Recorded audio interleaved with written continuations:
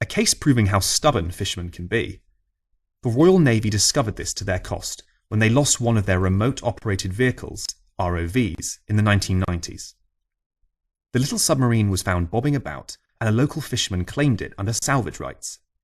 When the Navy requested the return of their ROV without compensation, the submarine went missing until a suitable settlement was reached.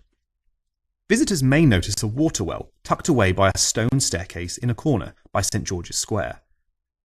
Was this a holy well? The source of the fatal cholera outbreak? A place where locals gather to discuss the weather? Not a bit of it. It was built in the 50s by a local businessman.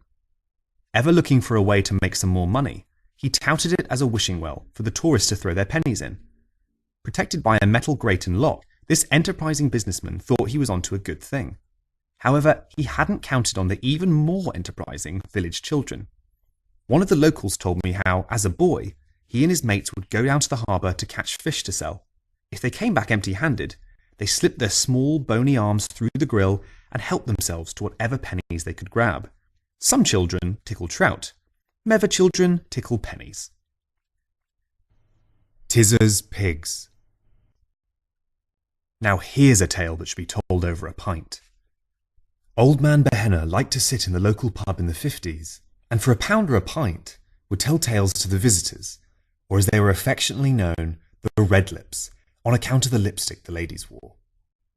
Tizzer's Pigs was one such tale, and whilst the names and places may be real, I am quite confident that the entire tale is as tall as the Daymark on Gribbin Point.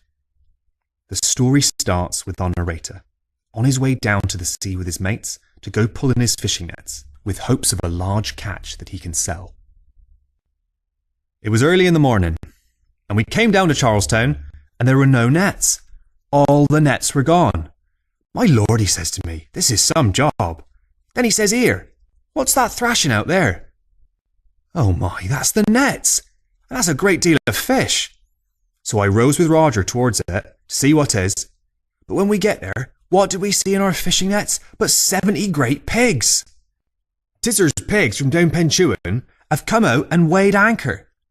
He looks at me and says, my son, there was 25,000 of pilchards in those nets, and they've eaten every single one, and the net anchor to boot. My lord, he said, what be us going to do with that now? Here's what I do know, he says. You two row this old mauler, and I get hold of that old white one by his chops, and I'll haul his head up over the stern of it.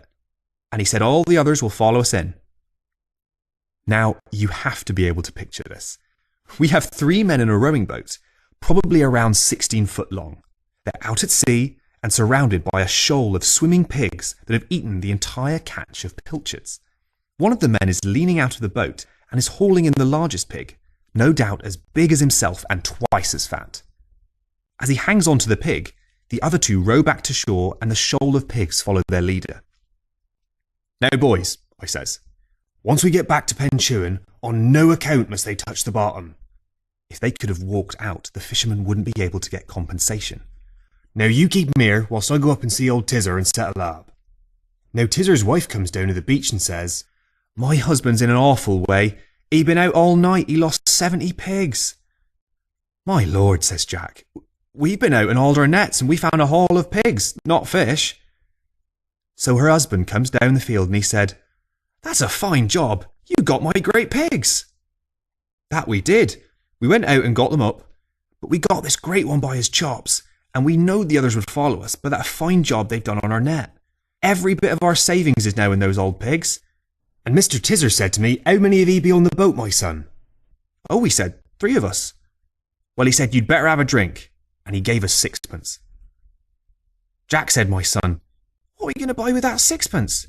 And Tizzer said, my son, you can have 3 glasses each of water. I like to imagine the outrage and disgust of the teller as he got to the end of this tale, and I don't doubt that as he mentioned the